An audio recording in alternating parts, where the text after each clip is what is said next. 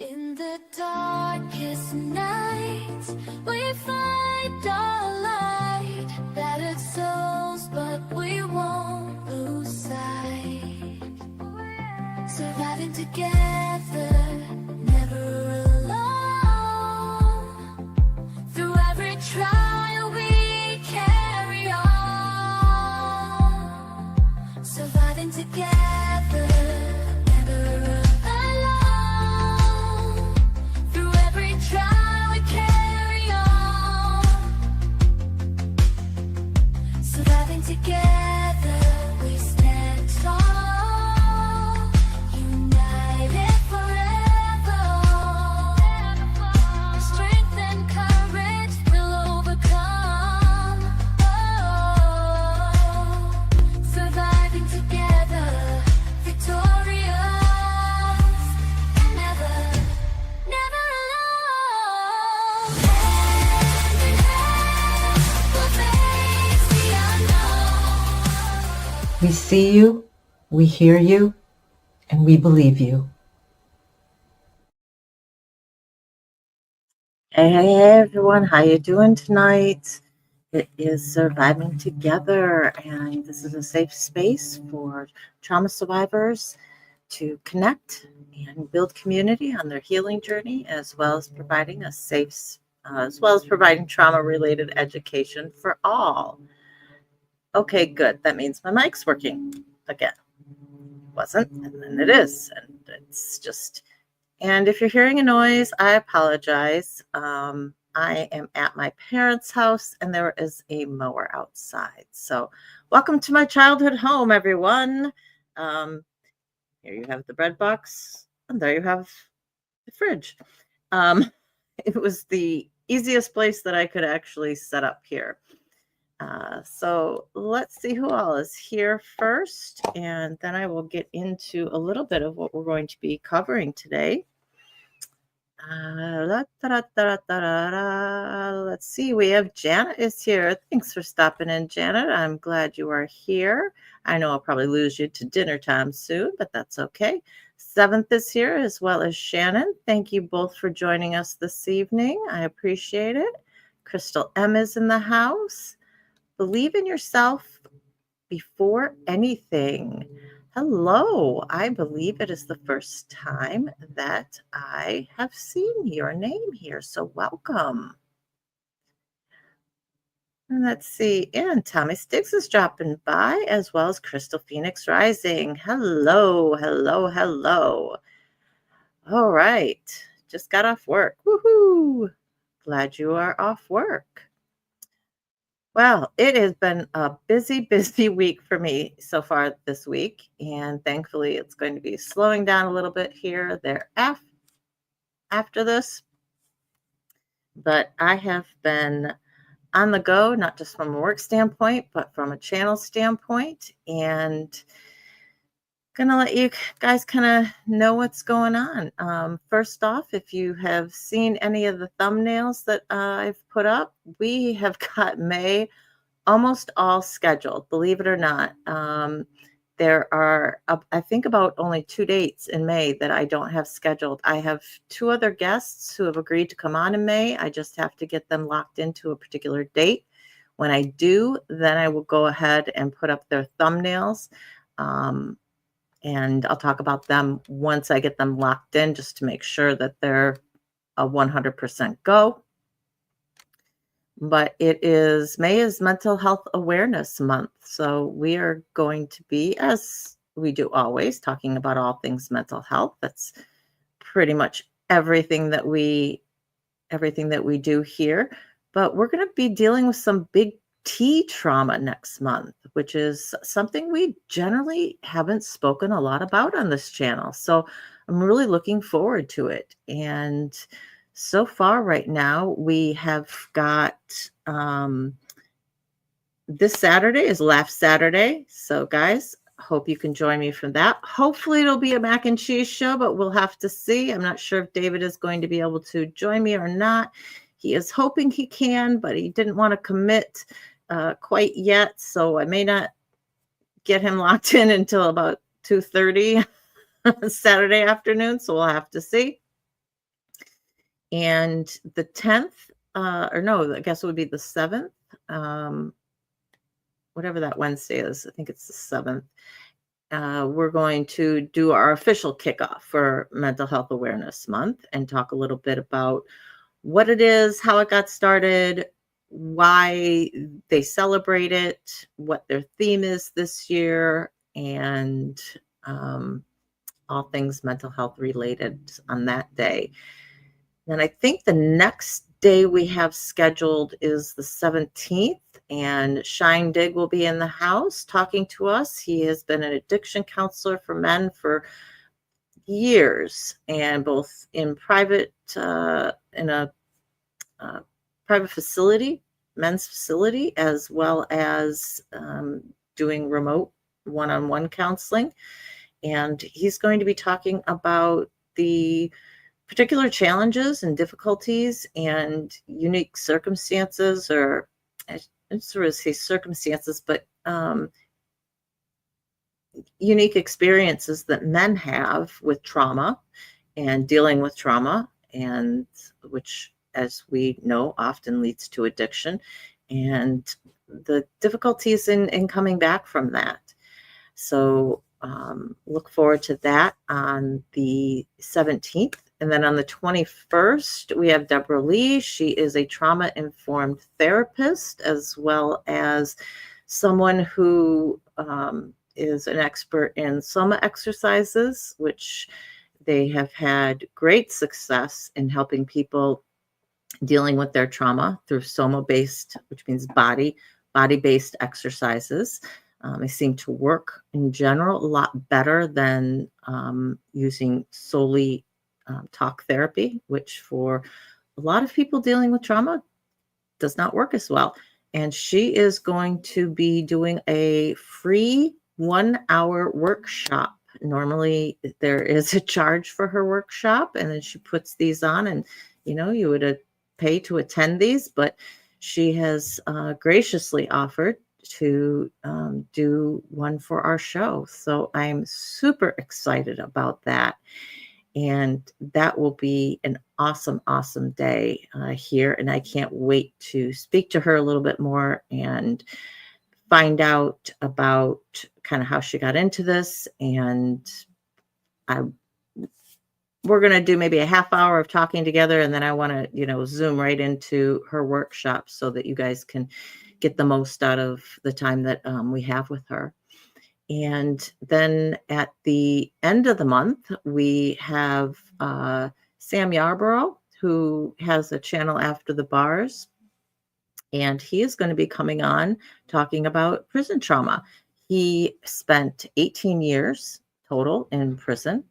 And I won't give away too much of his story, but as he is very open about the fact that he really didn't realize he had trauma from prison until he started working through issues, and then realizing, oh, that's why I do what I do, or that's why I get angry about that.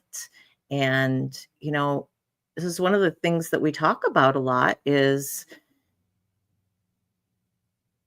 I think that this is, what we do here is so important, because people often will not recognize that what they suffer from is because of trauma, or they are loath to label it as such. I had some issues in the past. I've just got to work through some issues.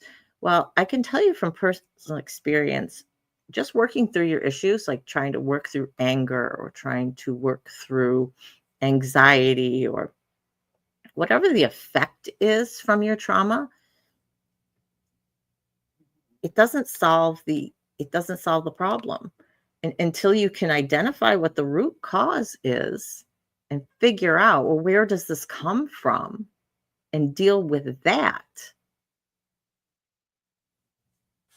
you invariably end up in the same place. You might develop some better coping mechanisms, better skills, and we can deal with things a little bit more effectively. But I can tell you from personal experience, from years and years and years of talk therapy, never really addressing the root cause of my problem, it didn't really do any good. I always still felt lost.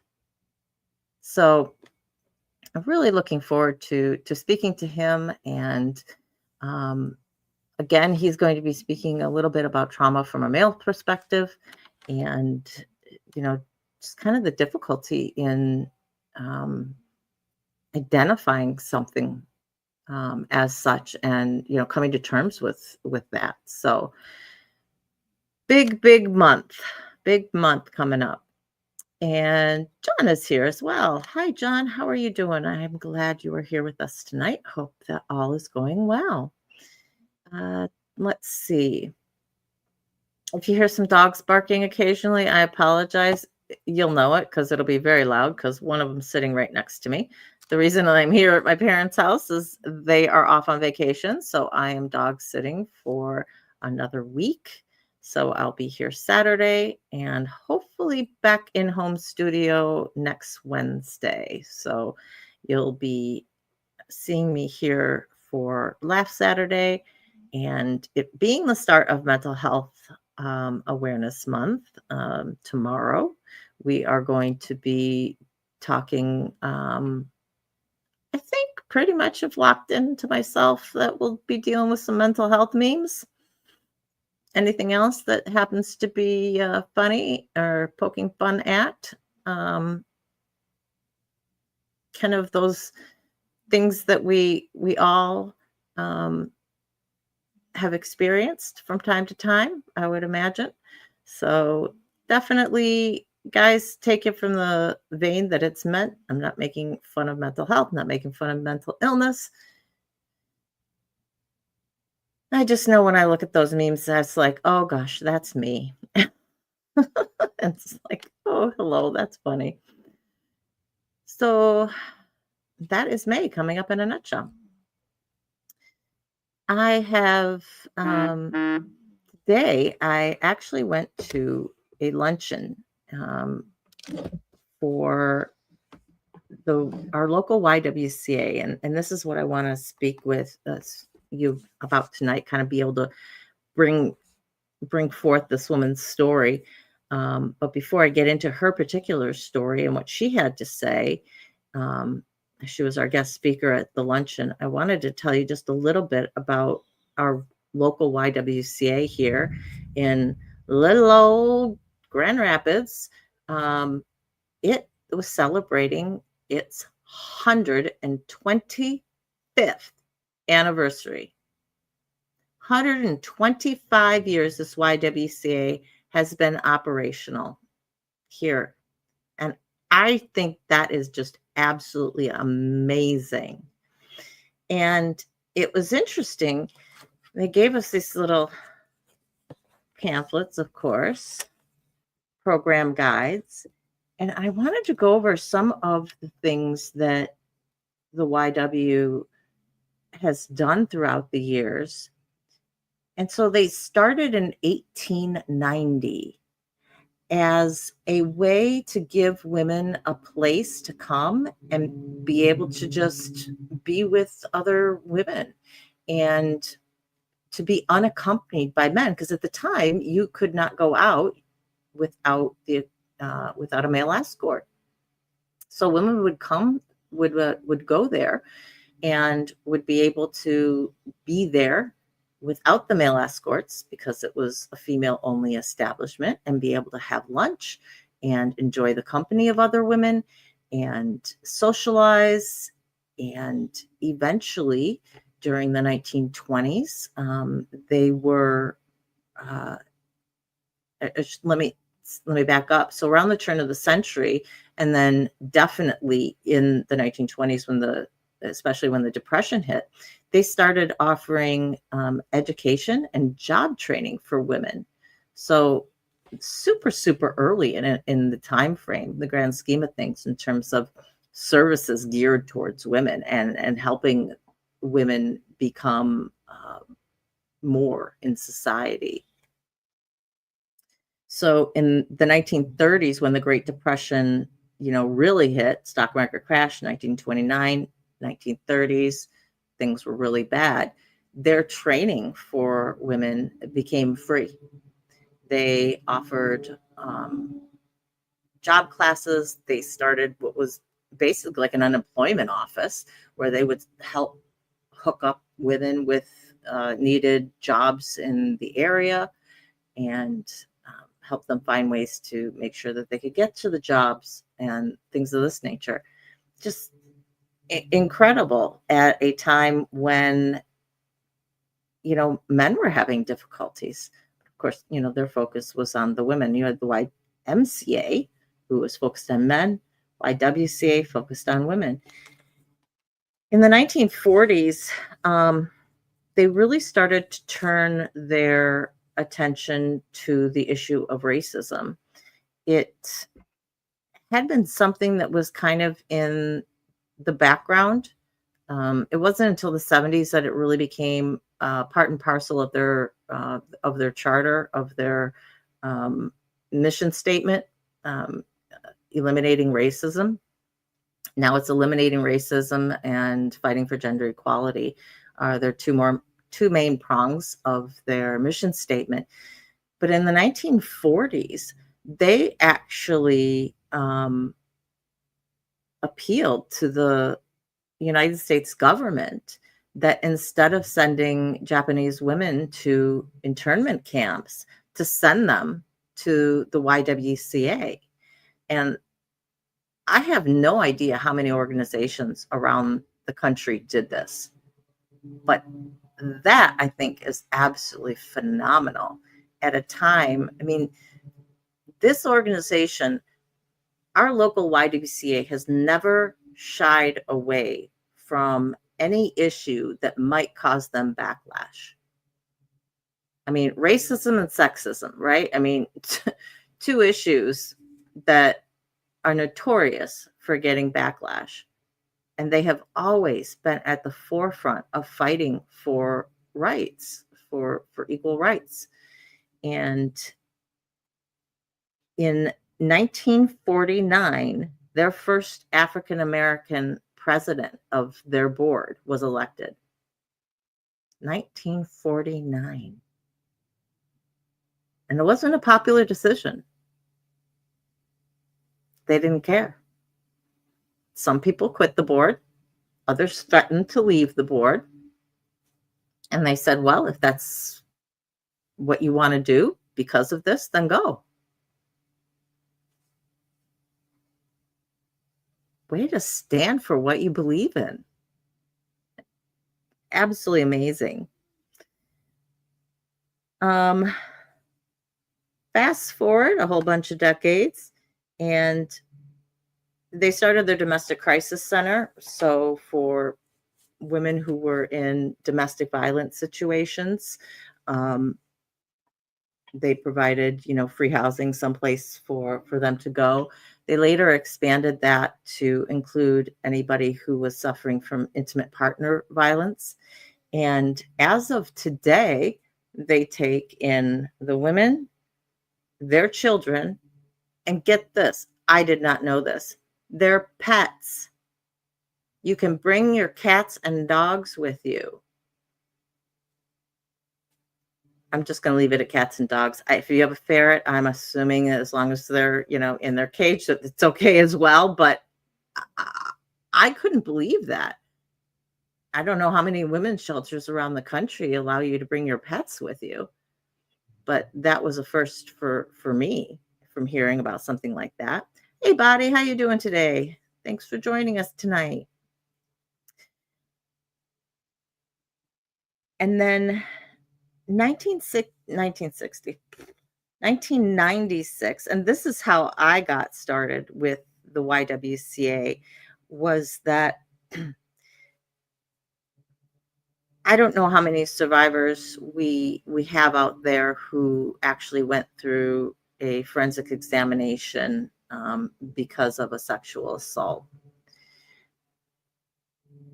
But in most places, you're going to go to your local hospital for that, because these need to be performed by doctors or nurses, somebody of medical staff, someone who's medically trained, not only medically trained, but trained in the forensic aspect of it, which means the proper collection of evidence and preserving the chain of custody and all the things that go along with needing to keep all your I's dotted and T's crossed in case of prosecution for the case later on. Well, oftentimes, that can be a fairly traumatic experience for someone.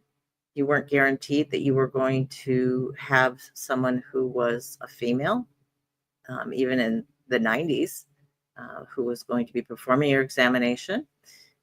This was before they mandated that there was another person even in the room with you in hospitals. If you, say, had a male doctor, if you were a female. So in 1996, our YWCA decided to bring everything in-house. And to their knowledge, they are the first, or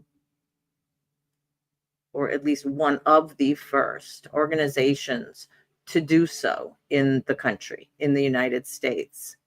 So this means that there is a suite of rooms at our YWCA where the women come and they will have their examinations done there by trained nurse practitioners.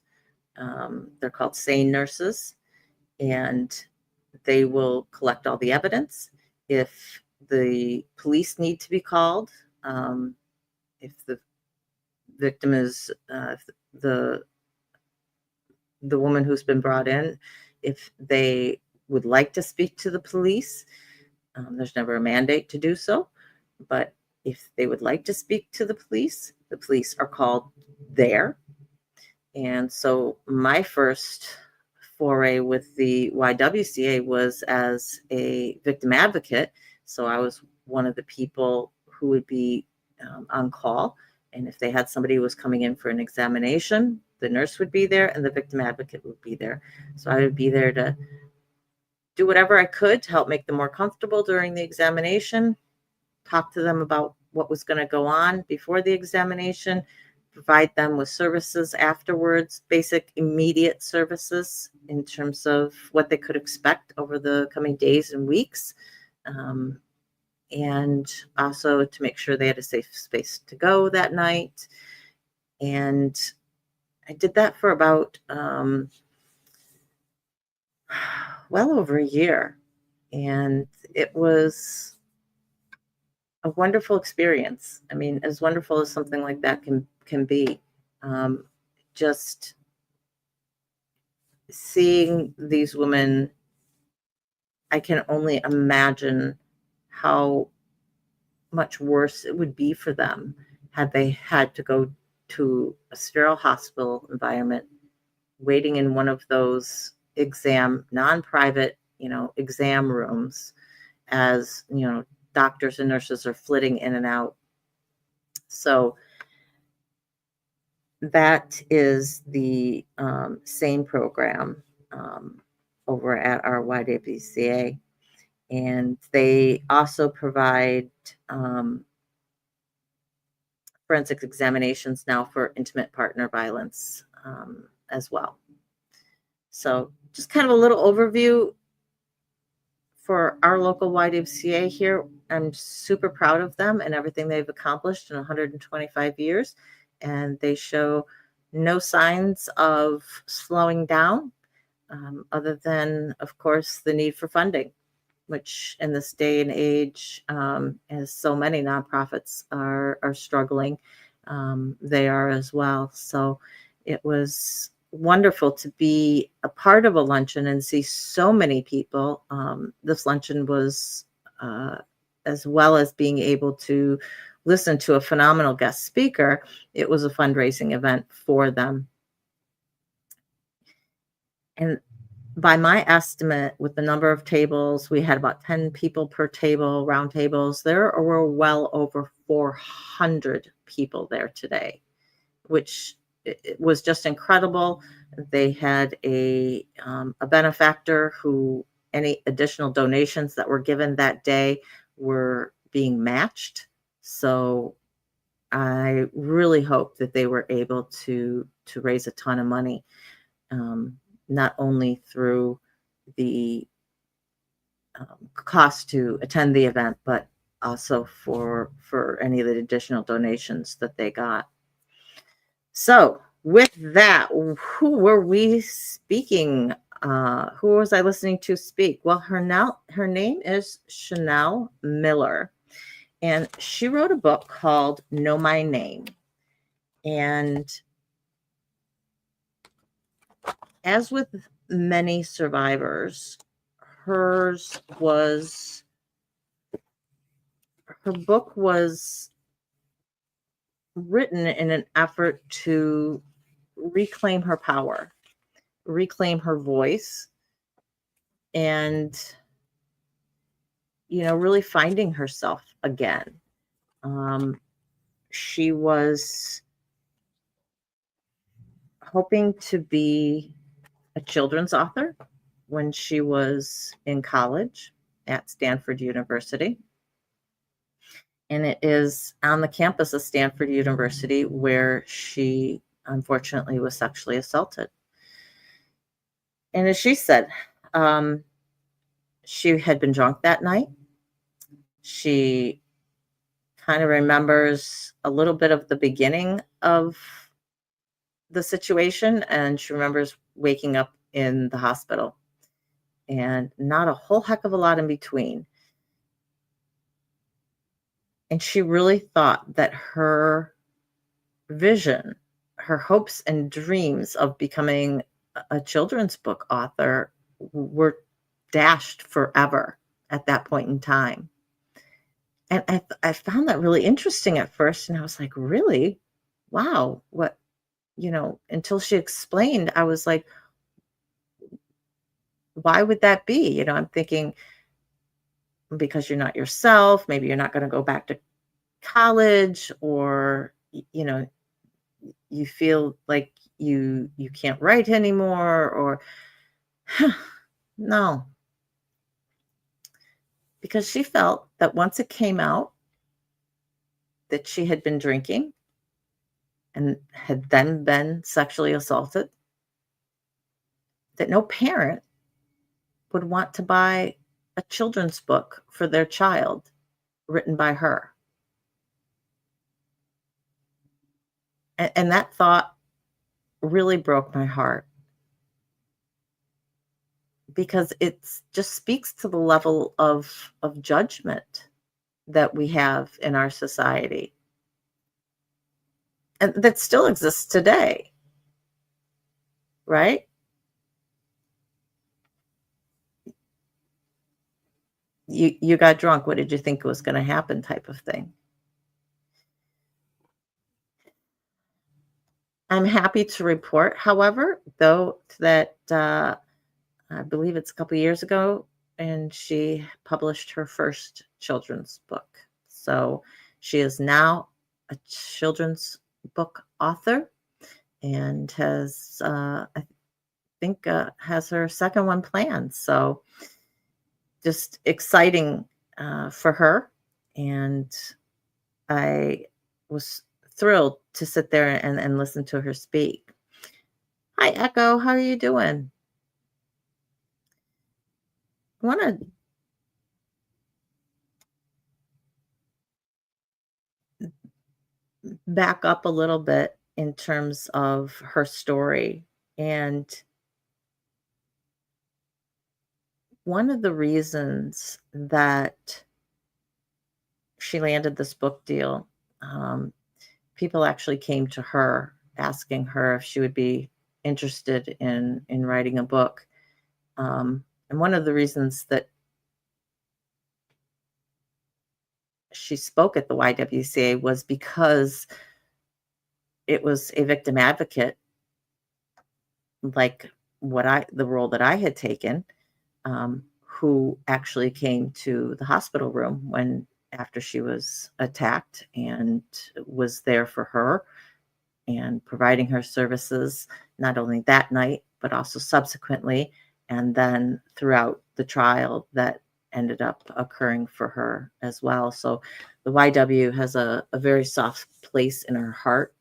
Although hers was in California, the organization in general, she has supported since then and fully believes in their cause and would do anything to support. So coming out and speaking at our event, she was more than happy to do. Crystal says, glad she was able to push through and realize her dream in the end. Absolutely. I'm so glad that she didn't give up.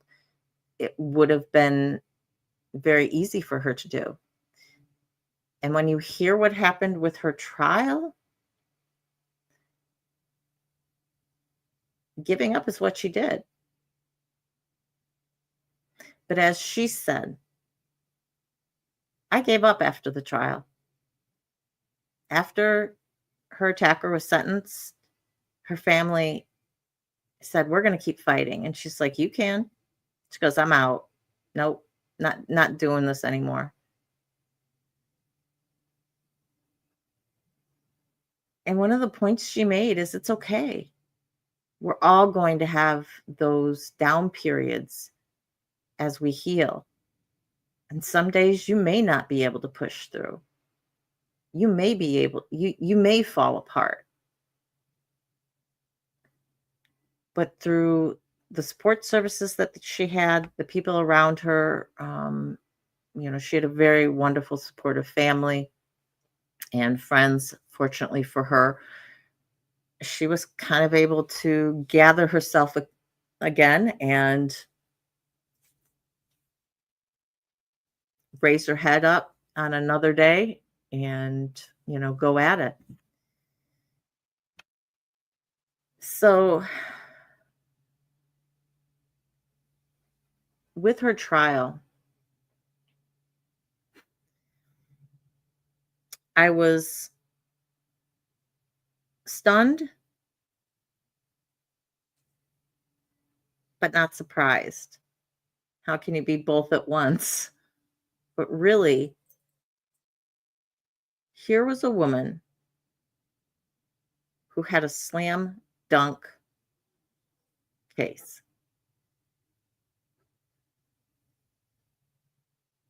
No, she as herself didn't remember a whole lot. But there were witnesses to the attack. Bystanders who testified. There was DNA evidence. This was not a he said, she said. This isn't someone who's trying to piece together all her foggy memories, and that's where you're getting that side of the story from. Say, well, did you really remember that? Are you sure you didn't say yes? You were drinking. All those typical questions that you would have of someone who had indulged in alcohol or, had ingested some sort of substance. And yet, guess what her attacker's sentence was. Yes. No Google. Hi, Desi. How you doing? Thanks for listening tonight. Crystal, you're right. It is much easier to give up than keep fighting. And it's one of those things that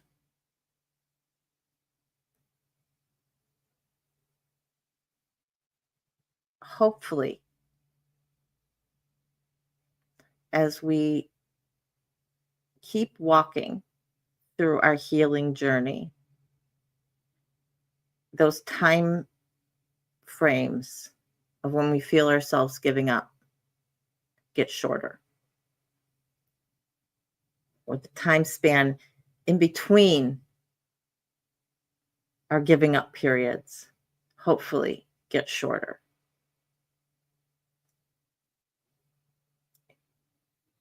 remember, our journeys, these aren't linear.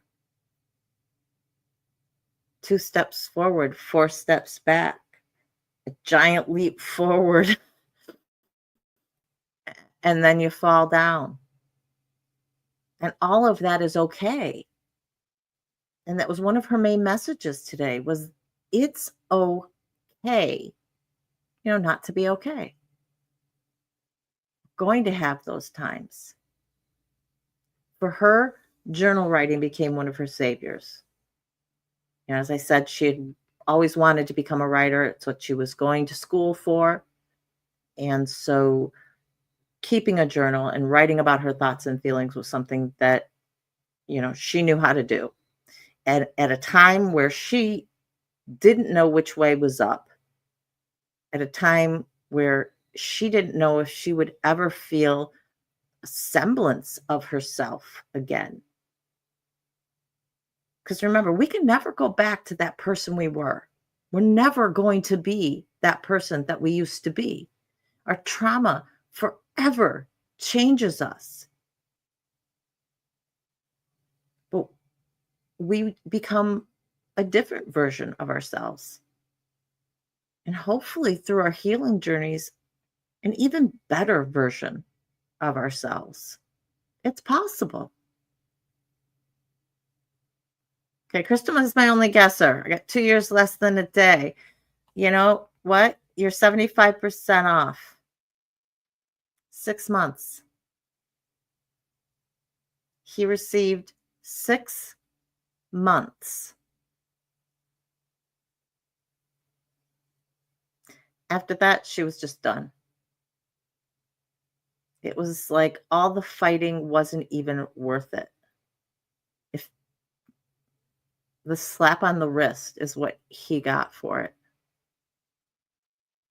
That was my second guess. Thanks, Crystal.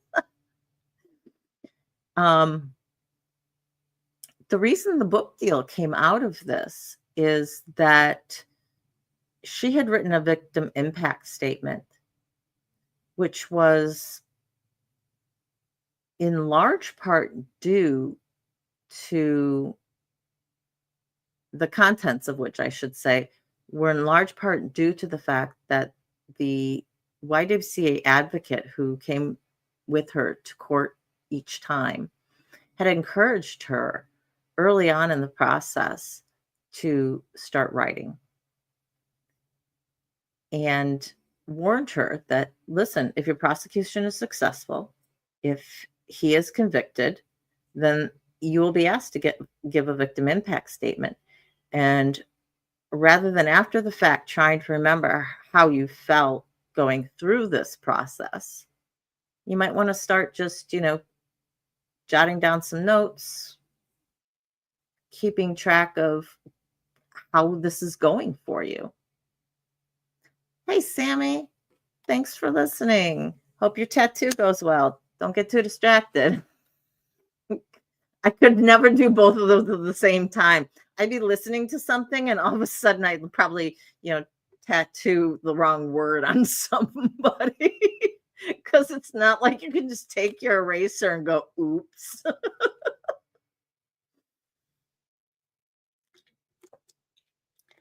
So she did that. So throughout her entire trial process, she kept notes. She said she kept notes on her phone. And she had over 30 pages of notes by the time she got done. And she condensed it all down, rearranged it all chronologically to be able to speak about her experience, about how it had affected her, and gave an extremely impactful victim impact statement. And the reason it was so impactful is her impact statement got picked up by the newspapers and it went viral. And eventually it was actually read in front of Congress. California has since had legislation. They've strengthened a lot of laws that led to her attackers' lenient sentence. So she feels vindicated from that aspect of it. And the doors that have subsequently opened for her since writing her book about her experience, she says, you can't assume that she wouldn't have written her children's book had she not ever had the attack. But she was certainly more well known because of it. And I think really found her voice through writing Know My Name.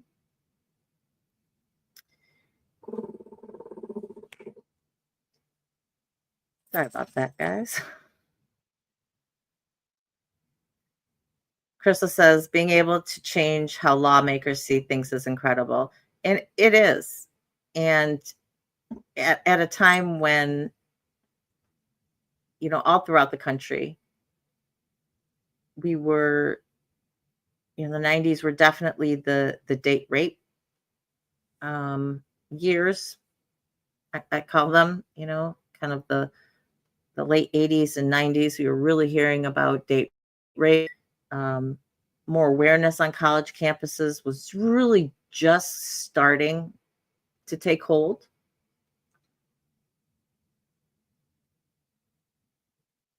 Even today, you still hear about college campuses that fail in terms of the administration not taking things seriously, merely expelling a student, not calling the authorities.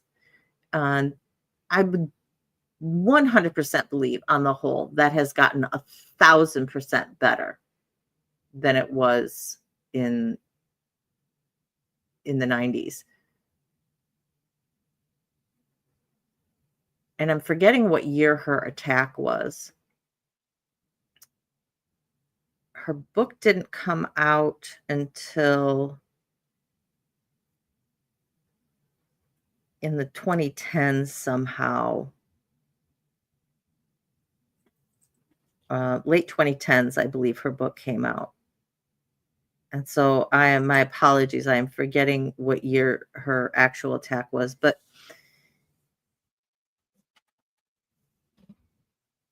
it was still at a time when, there wasn't mandatory, and even at some places, some colleges, I know it's not mandatory. Some colleges are better than others with it at having, say, for incoming freshmen, mandatory sexual harassment, sexual assault type awareness classes. You've seen a lot of the Greek systems taking up with training for the individual houses, setting up escort programs to, if anybody's had too much to drink, to be able to either taxi people home or, walk somebody to their car if they're sober to drive.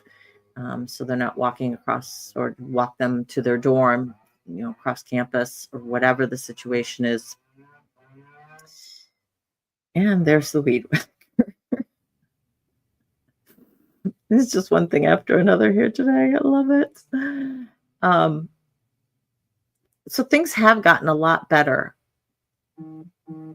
but I do believe we'll still be striving for even better changes. And the numbers right now are 1 in 3. 1 in 3 women will be assaulted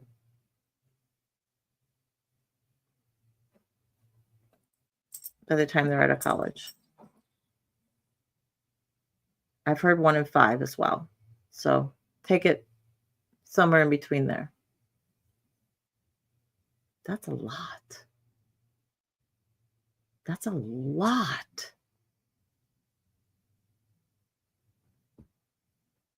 So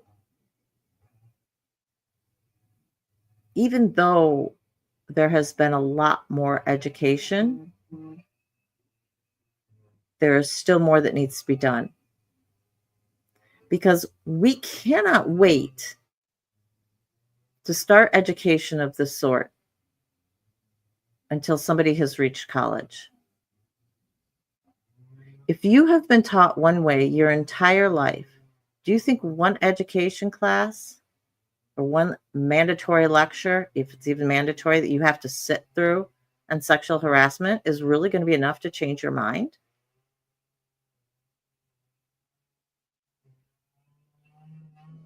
This is why educating our kids are so important, men and women.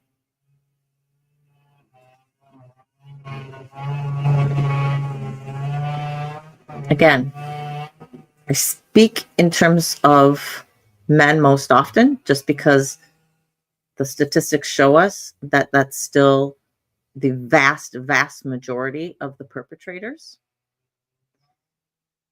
That's not to discount women in terms of being perpetrators, or men and women working in tandem.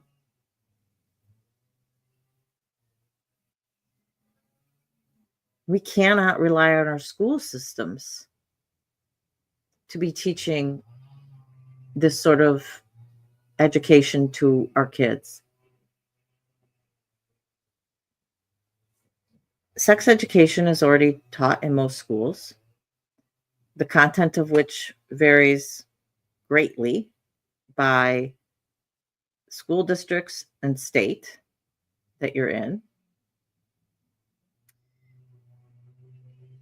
Your parents can opt you out of those classes.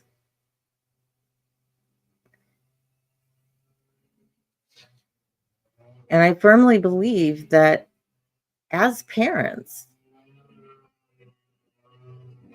we cannot offload that responsibility to our schools.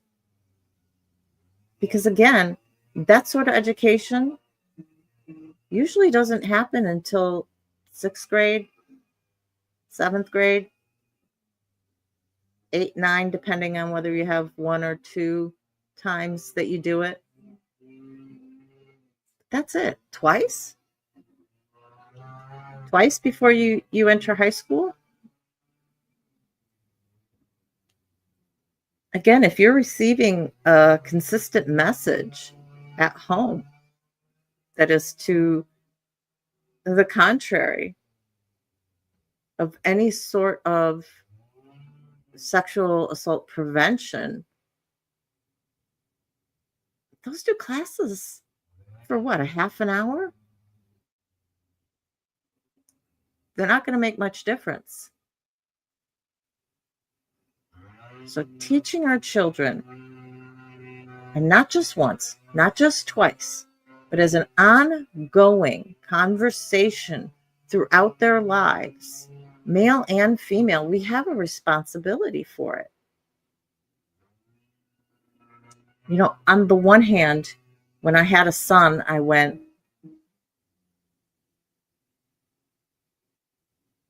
a little girl, to be quite honest with you. Just because I was a girl, and I thought, I'll be able to do girl things or whatever. I never had a sister, right? I only had a brother who could have really cared less whether he had a sister or not. And I just thought, it'll be, girl time, right? And I'd finally get a chance to experience that. When I had a little boy, I have to be honest, one of my thoughts was, phew, I hope he never has to know the pain from the types of experiences that I went through. Because I knew, statistically speaking, it was less likely for him. Not to say that he still couldn't have been a victim of sexual assault. 100% could have, because it happens to boys, it happens to men. But I also knew my responsibility as a parent.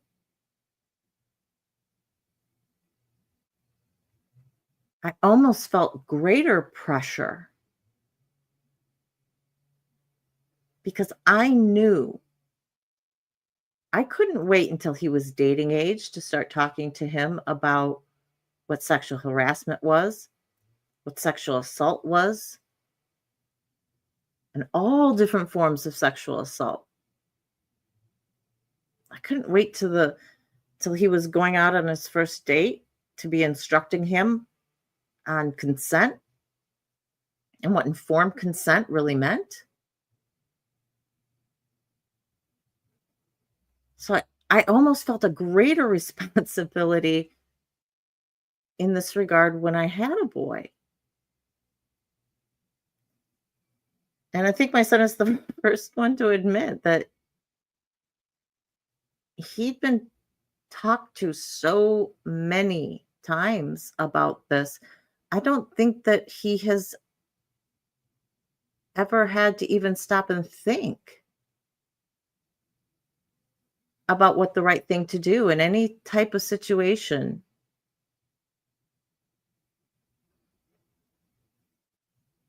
About what the right thing is. Because we'd had so many conversations.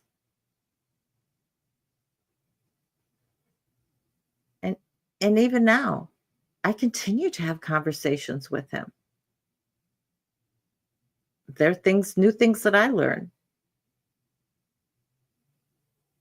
And I'm constantly, and I go back to him and I'm like, hey, I want to talk to you. And he's like, yeah, what about? And I'll give him the subject and I go, I just want you to listen. Okay, just listen. And he's like, all right, I'll listen. What do you got to tell me, Mom? Because he knows what's coming. It's going to be something uncomfortable that he doesn't really want to discuss. But our kids listen. Whether we think that they do or not, they do listen to us.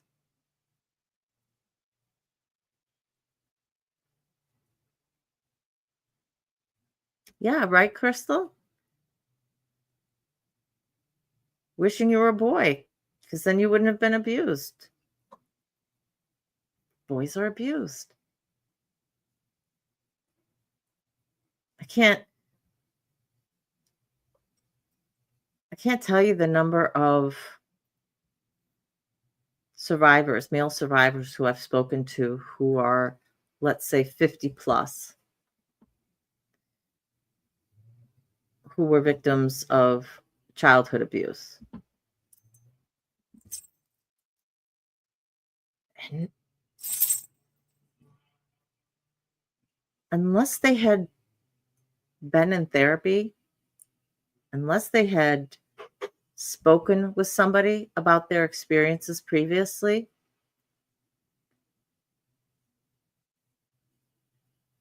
I was still amazed at the amount of people who were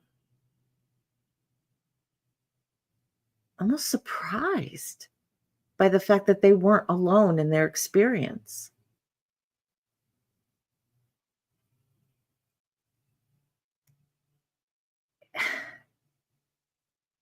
You think, how do you get to that day and age and not know that this happens to everybody? That it can happen to anybody.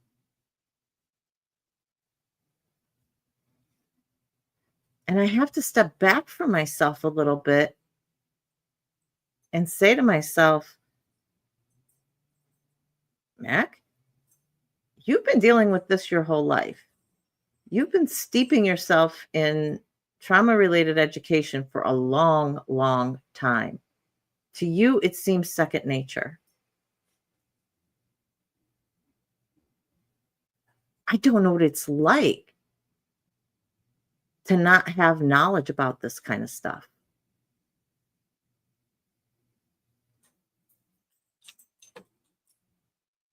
I almost couldn't tell you what the average person thinks or doesn't think about these sorts of things. So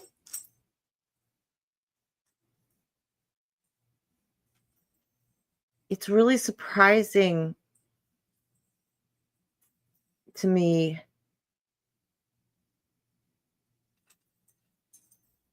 I guess uh,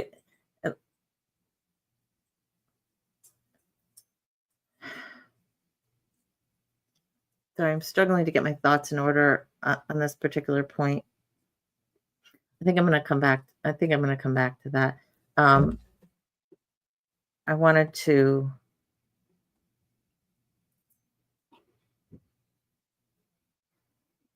go to the chat real quick because we have Janet and Crystal who are both in Canada. And this is interesting. And I realize it was quite a while ago, Janet, but she says she does not remember being asked as a parent about the sex education. It was just part of class content. So I don't know if it's just mandated for you guys in Canada, which is interesting.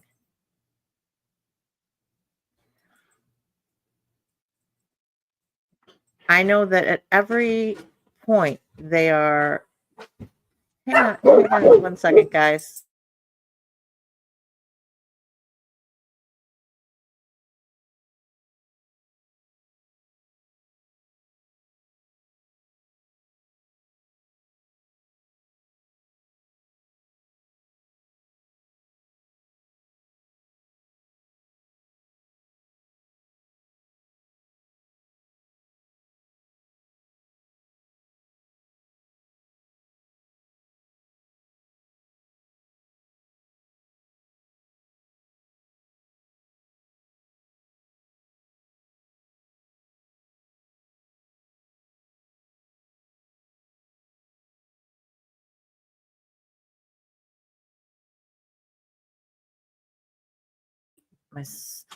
Sorry about that, guys. My son just came in. The dogs were barking, and it would have been very, very noisy for you. So, love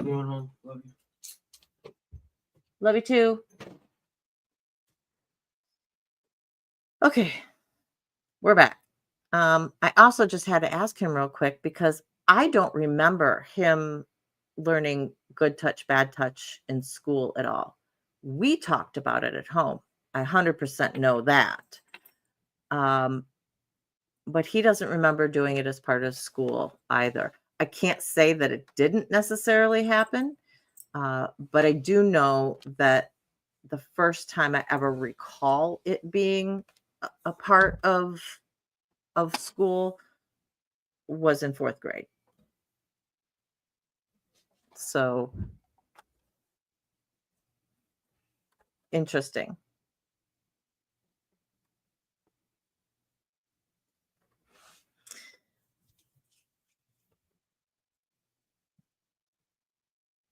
There were a couple other points that Chanel made that I thought were worth noting. And one of them was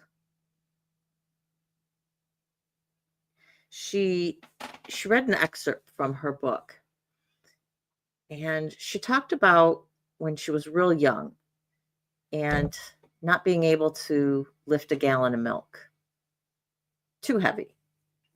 And then one day being able to lift a gallon of milk, but with little arms and a step stool to get high enough to be able to pour it on her milk and splashing it all over the place.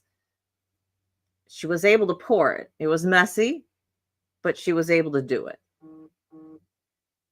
And at some point, she doesn't remember when, she was able to lift the gallon of milk and pour it on her cereal without making a mess. And nowadays, she can lift that gallon of milk, pour it on her cereal, all while talking on the phone and, you know, doing something else all simultaneously and still not make a mess.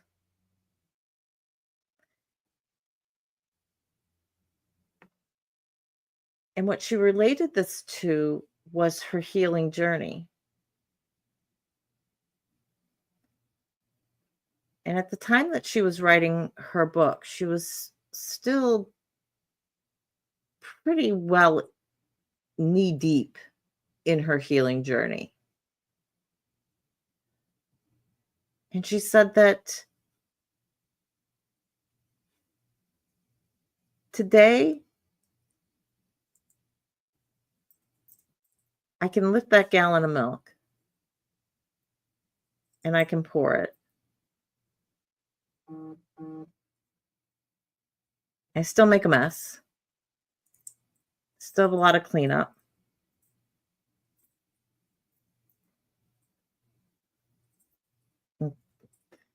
Let me let me rephrase that. So she was talking about her healing and how her healing at that point in time was like when she could lift the gallon of milk and pour it, but still make a mess. And there was still a lot of cleanup that needed to be done. She could do it, but it wasn't neat. It wasn't tidy. It was still messy. Whereas even 6 months before then, she couldn't even lift that gallon of milk. You know, she was more give up days than she was fighting days. And she said, I know though that if I keep on this healing journey, that one day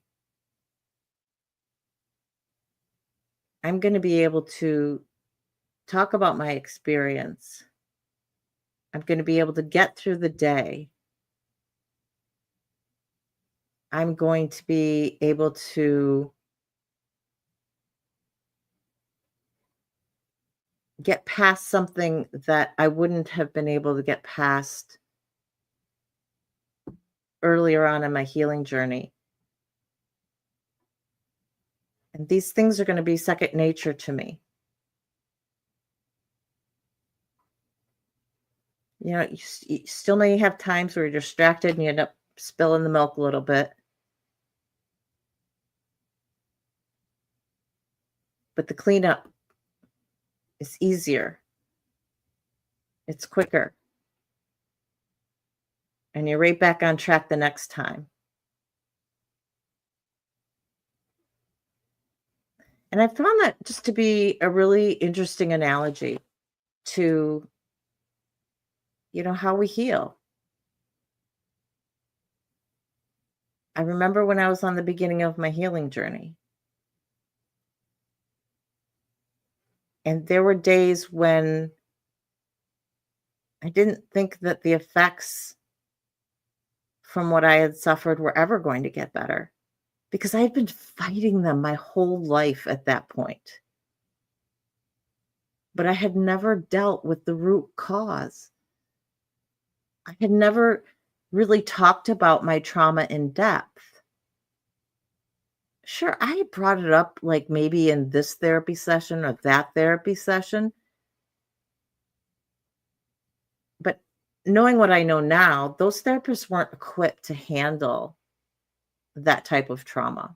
They had no idea what to really do with it other than to deal with the effects of it. There wasn't an understanding enough of the trauma itself and how that affects you and your body to be able to deal with that root cause. They didn't see the correlation between the trauma and the trauma effects. They weren't trained in that. They were trained to deal with angry kids. They were trained to deal with people with low self-esteem issues and to give you tools to make it better. But it would never get better. And I would be so frustrated. And I would be even angrier and then more depressed and have even lower self-esteem because I felt I was the failure. People went to therapy all the time and got better. That's why they were sending me to therapy in the first place. And yet I felt I never was, no matter how many sessions I went to. And it wasn't until that first therapist sat me down and started talking to me about my trauma in depth and what it meant for me, what that traumatic experience did to me.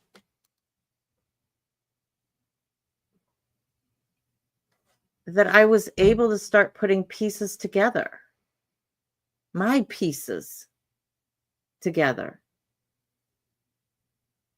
And as I started putting my pieces together, pieces of the puzzle of just my life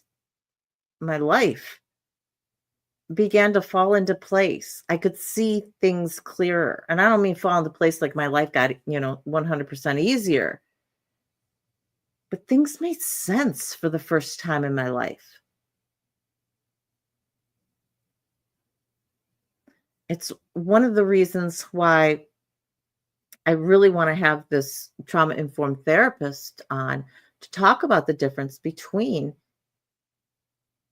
a general therapist and somebody who is specifically trauma-informed. I had one at my luncheon table today, and we chatted for a while.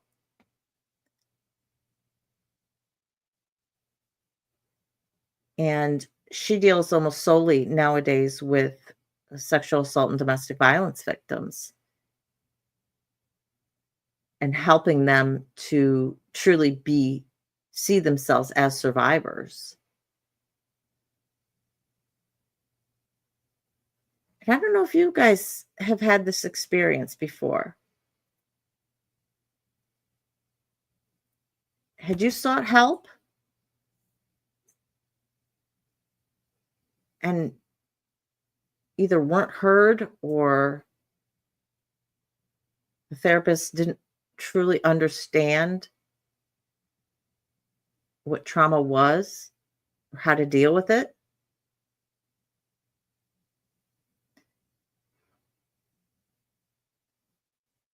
Because I know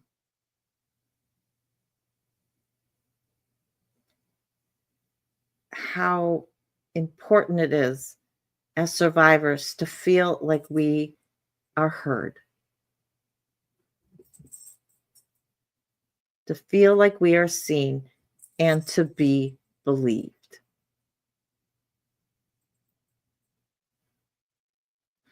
And there is nothing more frustrating than to not have one of those occur.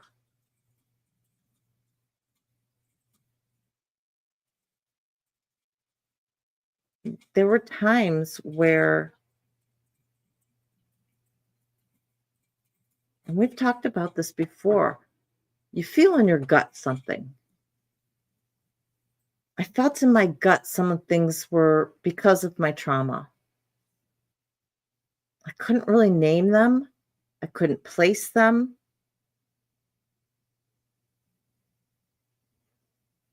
But I felt like my trauma was the cause for some of my issues, but I didn't know the correlation between it. And when I try and talk about it, it was just the symptoms that were dealt with. And I felt so unheard and so unseen. I never felt unbelieved by a therapist.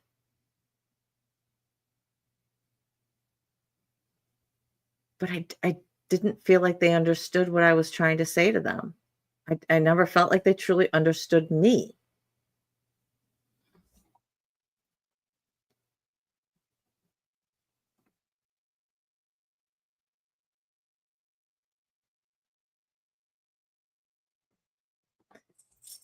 So Crystal says, "Good night, Janet." No, a few minutes late saying that, but all the best.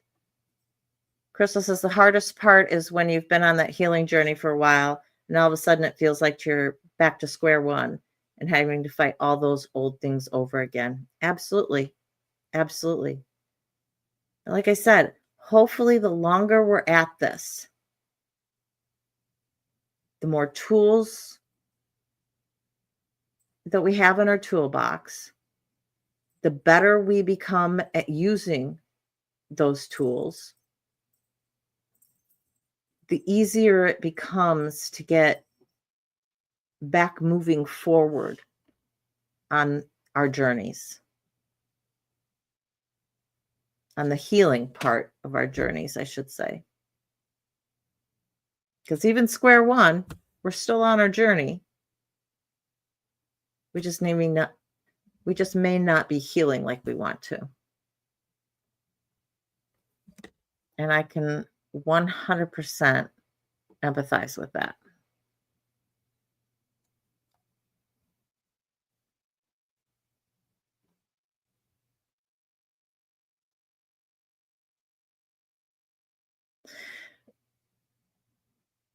Crystal, I wish I could say that I am not surprised, or I wish I could say I'm surprised to hear that a therapist would be second guessing you and what happened to you.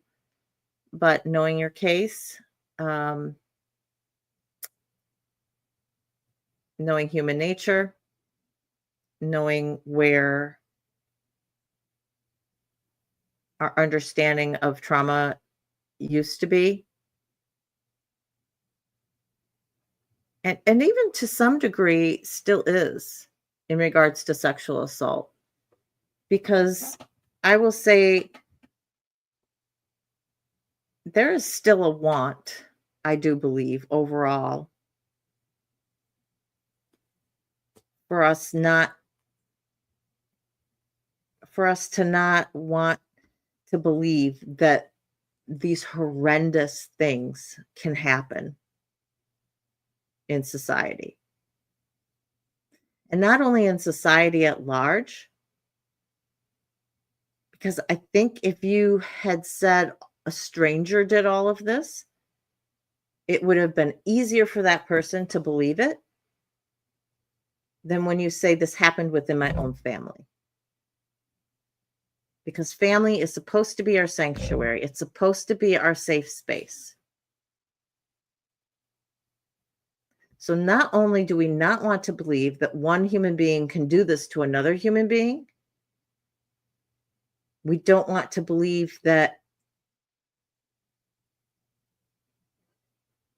people are capable of doing those things to a child, particularly if that other perpetrator is a child. Now, this is one area that I still think that we have a ways to go. And I'm not speaking in terms of trauma-informed therapists. I'm speaking in terms of our general population, society at large. I don't know if you were to go out on the street and ask people randomly, can a child be a sexual offender? How many of them would say yes?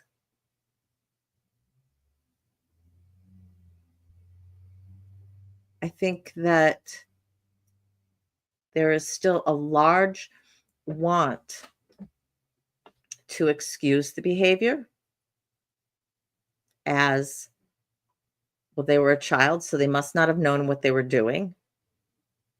They were a child, so they were just experimenting. And can that be true? Absolutely. But a lot of that goes to the age of the offender, doesn't it? When you're talking about, in your case, in my case, they were old enough.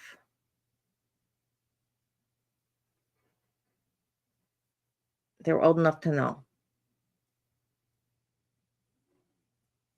But if we don't want to think that this happens in families still to some degree, we certainly don't want to think that kids can do it to other kids,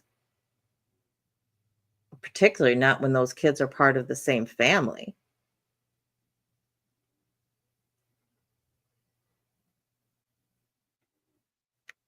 I mean, look at the Duggars.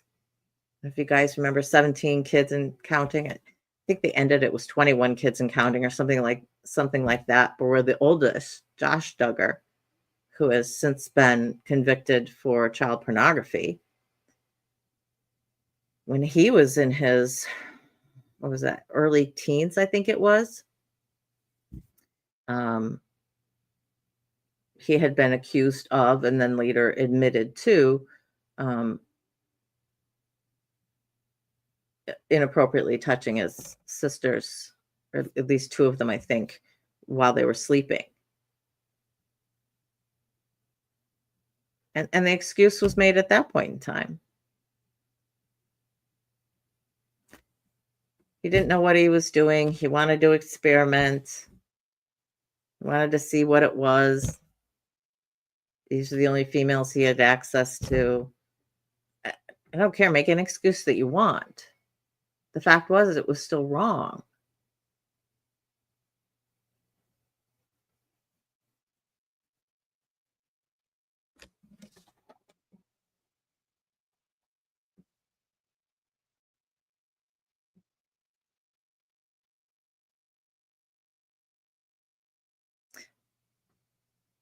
Crystal, I think, correct me if I'm wrong, but I'm relating your comment about where you feel to be to the starting all over again comment that you made, which it's going to happen. It happens to the best of us. I will tell you that I had such high hopes for today. I was so excited about this luncheon. One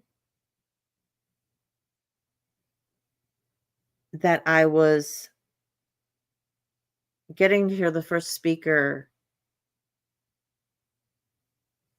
in a formal setting like this since I'd started my YouTube channel.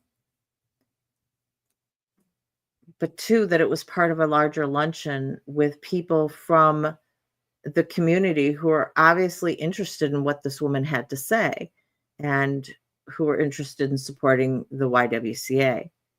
And I thought, here I'm going to be amongst people from my community, and I'll have a chance to tell them about what I'm doing and to start spreading the word about surviving together and about the work that I'm doing. And I got to tell you,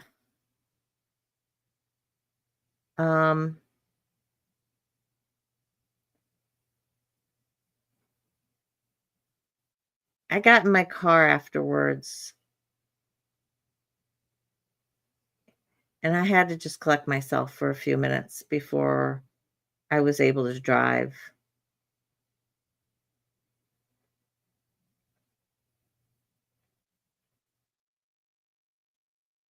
My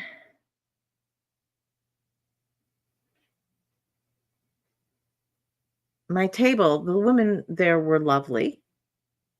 Couple from the junior league, one was a city commissioner. Like I said, one was a therapist. I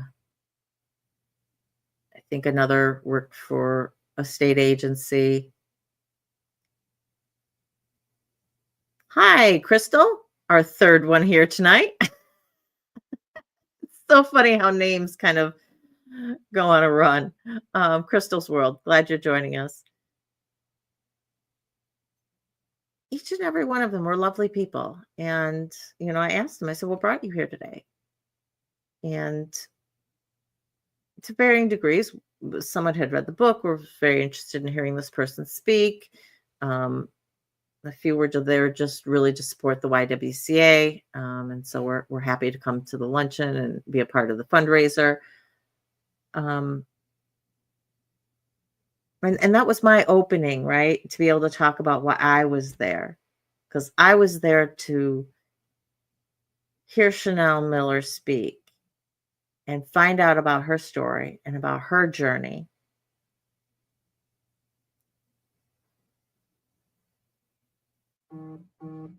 And to be able to tell people what I do now about my passion. And everyone was, well, wow, that's really interesting.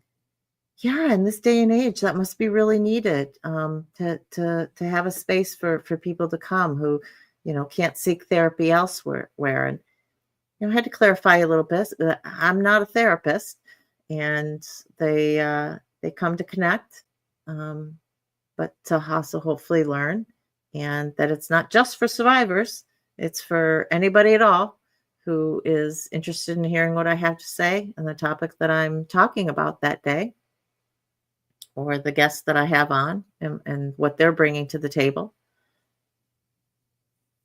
But not a single person went beyond that.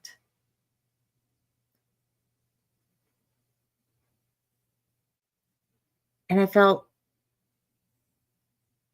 very defeated by that, because when you combined that with the fact that there were over 400 people in the room,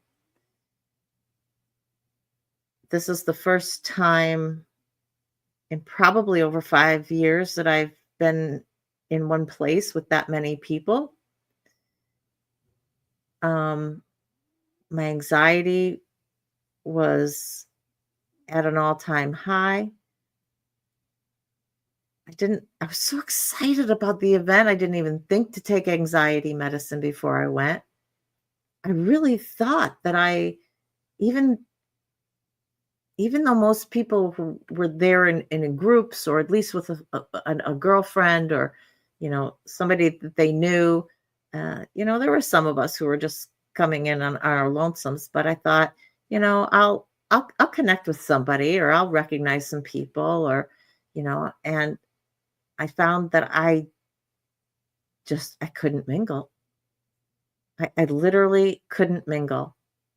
I walked around the room actually for a little bit, and before the event got started, and thought about just kind of stepping up to some people, or sitting down at another table real quick and just kind of talking to whoever happened to be at the table and introducing myself. And I couldn't do it.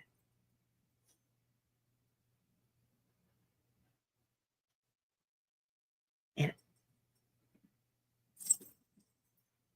I don't know what I thought was going to happen, because it's not like I thought that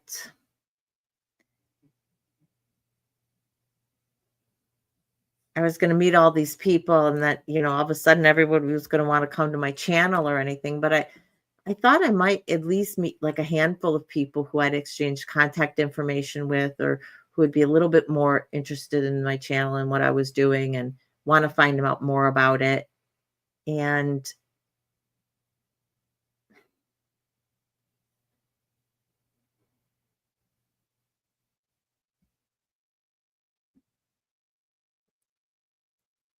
I'm sorry, guys.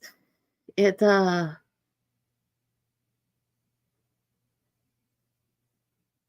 feel like I let you down, that I wasn't able to make more out of this event.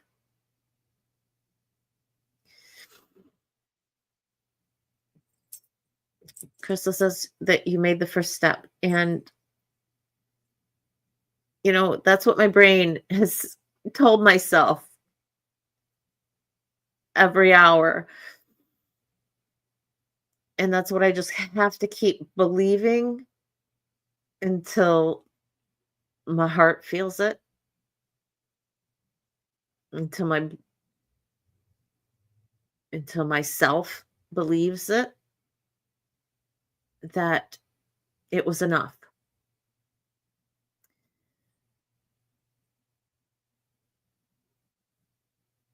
I did what I could. I went.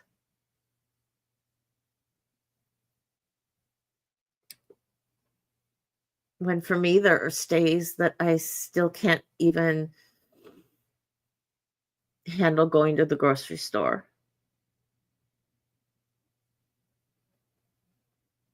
So I understand that constant fight. I understand not being in that place that you want to be.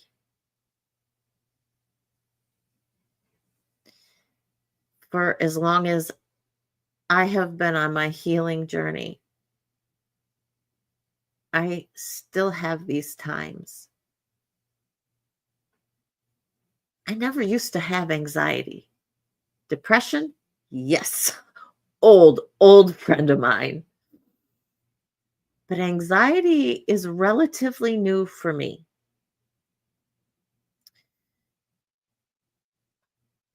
And I think it's since COVID. I think like a lot of people who came to be friends with anxiety and or depression as a result of COVID. COVID meant that I wasn't going to the office every day. I didn't have to interact with people. And then not having to return after COVID was over and being able to stay working remotely and having a son who was driving at that point and loved going places. He was more than happy to be errand boy for anything that the house needed. It was like, okay, we need to go get groceries. It's like, I'll get them. I'll go get them. I can drive without you. So it wasn't that he wanted to go do it for me. It's just that he wanted to be able to go out, right? Go pick up a friend. They can go out to Meyer. Just kind of like a Walmart here. And when it came time for me to go out, my parents would invite me out to dinner and say, "Come on, we're having family dinner, but we're going to be going out to a restaurant instead of having it at my parents' home." I said, "No, no, thanks." And I make up some excuse. And I think it was until about the third or fourth time that I declined, and they're just like, "Why don't you ever want to come out with us?" And I had to explain to them, it's not you. It's not that I don't want to be out with you. It's I don't want to be out. It makes me supremely uncomfortable. And for those of us when our trauma, when the effects of our trauma are rearing its ugly head and we're not dealing well. For those of us who tend to isolate,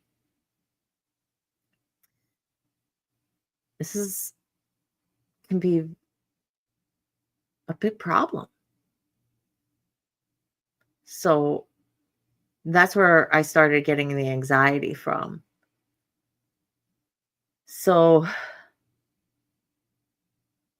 circumstances, occasionally, things that come up in my life sometimes will bring some anxiety, but it's not as much for me. It's the anxiety part is when I have to think about going out and doing something and being around people and talking to people. And I've made no bones about it. I never went into private practice because I hate sales. I hate trying to sell myself. And I didn't want to be in private practice because I didn't want to always have that business card at the ready, looking at every person I met as a potential client and making sure that they knew that I was an attorney and that this is the kind of practice I did. And if you ever need me, or if you know someone who needs me, here's a card. So the thought of doing that kind of glad handing for me is already supremely uncomfortable. Add the anxiety on top of that. And yeah, it just wasn't going to happen today. I went. I thought maybe 100 people, 125 people, 150, maybe something like that. To have like over three times that number for me was, I thank God that I was at the very far back of the room. So there weren't tables behind me. So I was in the last row of tables. I think that is why I was able to stay through the entire event, because I was able to position myself on the side of the table where I was facing the stage and there was nobody behind me, nothing but, 12 feet between me and the wall. But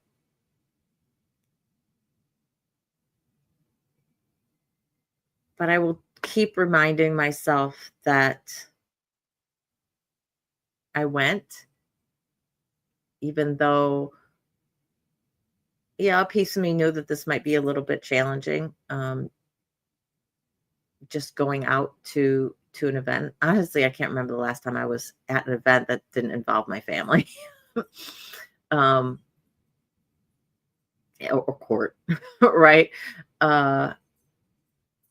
So I'll keep reminding myself of that until I get over these emotions.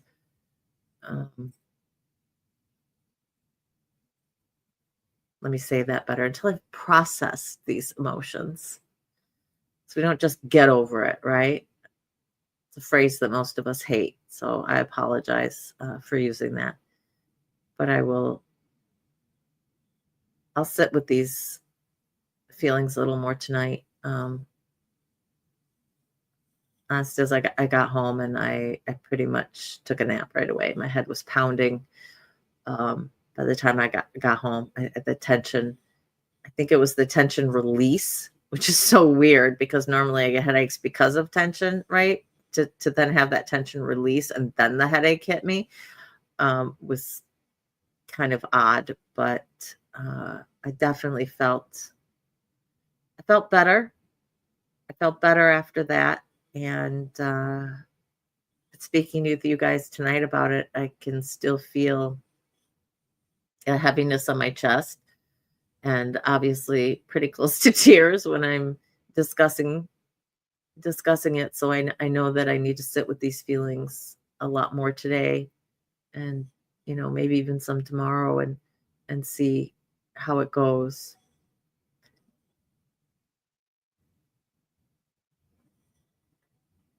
But I hope that the next time that I go to something, because there will be a next time, I've proven to myself that I can go and that I can make it through, that I'll be that much more prepared um, to be able to speak with more people. And hopefully the time after that it'll be even more. So we'll just keep going. And we keep putting one foot in front of the other, and who knows, this time next year I may be a force to be reckoned with. I may be a regular social butterfly when I'm at these events. I don't know. We'll just have to see. Thank you, Crystal. I appreciate that. And I appreciate it very much. Hollywood, I don't know if you're still here. Thank you for stopping in tonight. I apologize that I did not see your name up there sooner. Whew. Okay, well, with that, guys, we've been on an hour and a half. The dogs have been fed, and now they're starting to whine that they need to go out. So I am going to have to sign off for the evening before I have a bigger mess here inside the house that I need to clean up, which I don't want to do.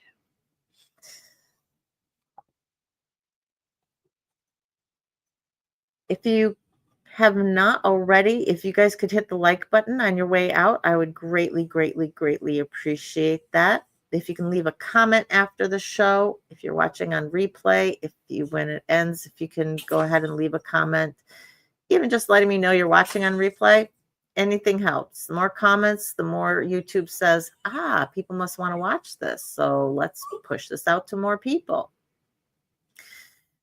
That really helps. And if you haven't subscribed, why not? Please do so. Make sure you hit the bell for make sure you hit the all bell for notifications. Otherwise, you won't get these notifications on time. Can guarantee you that. And with May being the month shaping up like we have, I'm so excited to talk about these other two people, but it's until they get locked in, I don't want to jinx myself. So when they do, you guys will see a new thumbnail coming up, and so I'll be looking for that sometime here in hopefully the short time future.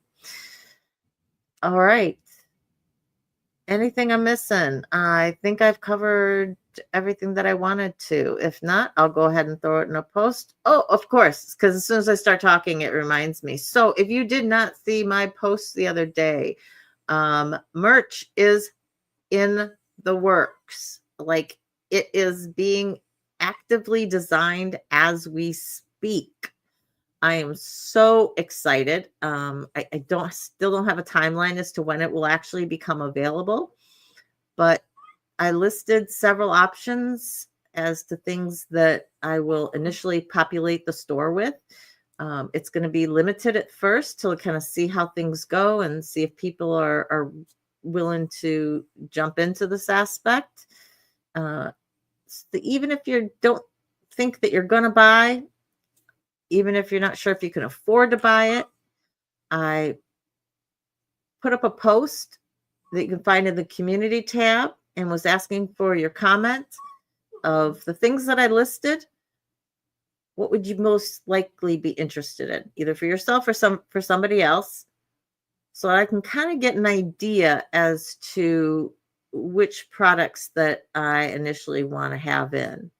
So I've had some feedback as of now, but I'm definitely looking for even more. So if you guys will give me your input, that would be great. And plus, if you have any specific merch ideas, that something I didn't list, or an idea of a phrase that you want to make sure that you see on something, please drop it in the comments, either in the post or after the show, because I do read all of the comments that come through for the show.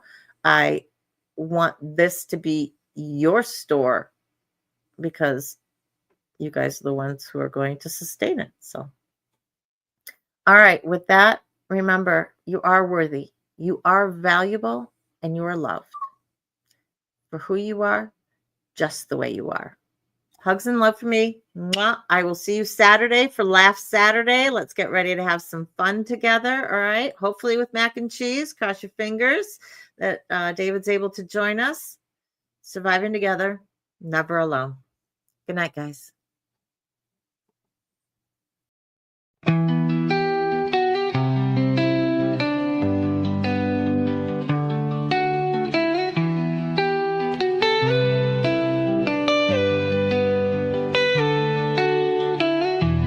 Through the fire, through the rain, we have walked through endless pain, but we stand, we rise again, stronger now, we break the chain.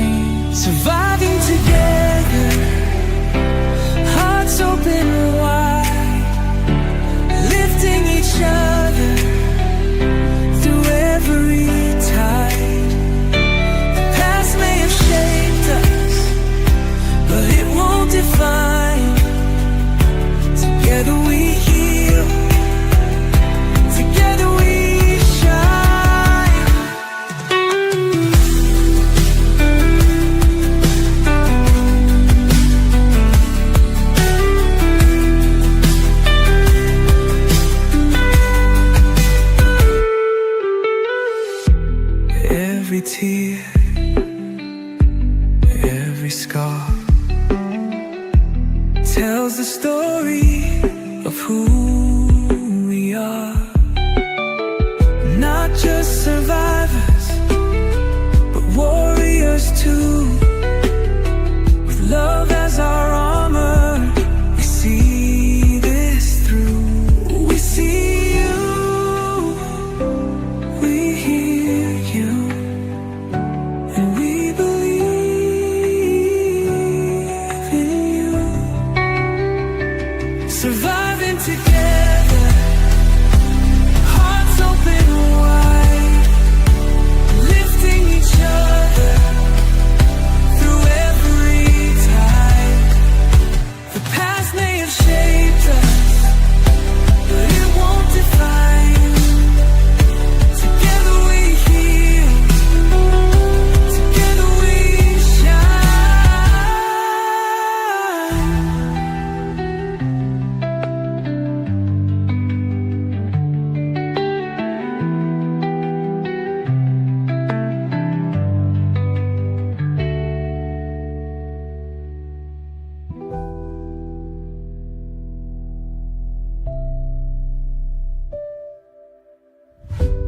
We see you, we hear you, and we believe in you.